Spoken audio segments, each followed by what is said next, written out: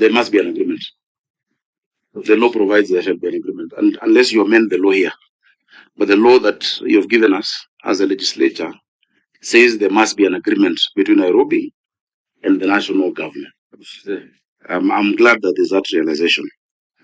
Number two, I will emphasize there is no transfer of functions. In this agreement, the national government will do its work and the county will do its work. This agreement is not to oversight county functions per se. When you see a chair committee with a PS of Interior, security is not devolved, but why am I chairing a committee that has a PS for Interior? Because there are security concerns in the capital. There are national projects that many times we just find have been passed, because the county government does not come. And I wish most counties would have an arrangement where the governors can see what is being proposed by the national government to do, so that the county does different things. But you see, when Kura, for instance, and I'll come to the discussion on Kura, when Kura or Kera or Kena are identifying which roads to do in Nairobi, the governor should be there to help prioritize. The senator should be there, the MPs should be there. But you see, they operate vaguely. And I'll give you an example. One big challenge that we've had in this city is the mobility challenge. Mobility is a big challenge. One of the solutions is BRT. In December of 2022, the European Investment Bank and the AFD came to me saying they have 314 million euros and 74 million euros respectively for line 3 that comes from Dandora.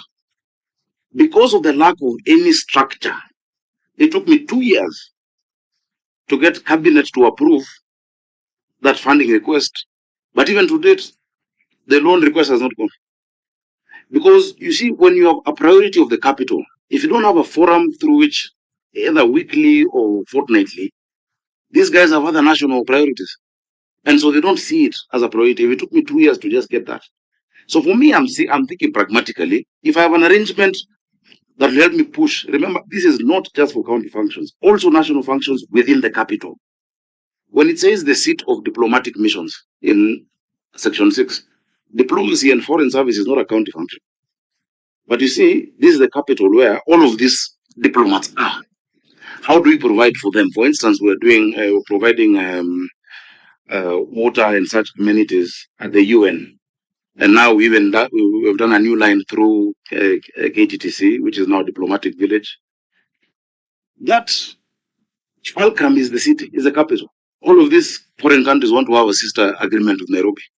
How do you domicile those? So let's have clarity that it is not to sit to oversight county functions, but together to look at what have we jointly agreed to do, and is it being done, and how can we do it better, and to bring these concerns. Their concerns, security concerns, are very big in the city. And now the normal wananchi in Nairobi, the way they will not know. I saw another demonstration the day before yesterday on the Eastern Bypass because vehicles were, I think, submerged, and someone's vehicle was really injured. And if you hear them, they're talking about the governor. That is not even a Kura road, it's a Kenha road. Now the Senate needs to be radical. Because, I have a choice to do two things. One, I can pontificate and say, this is the purity of how the arrangement needs to be. So let me wait for the day you disband Kura and Kera and Kenha for me to have a discussion on roads in Nairobi. Or I can be practical and say, I need these roads done. And if there's a situation where I can get more resources, I've just calculated for you 7 billion, 6 billion, 3.7 billion. If there's a situation where I can get more resources as the governor, as the Senate and National Assembly works on disbanding these agencies, I will go for that money. Because my people don't want to know a lot of English about, they want things done. They want things done. And the city must move. And let me give you an example. Because this is a discussion we had for a long time. And I remember the late the minister saying, actually being very strong, even when MPs were against him.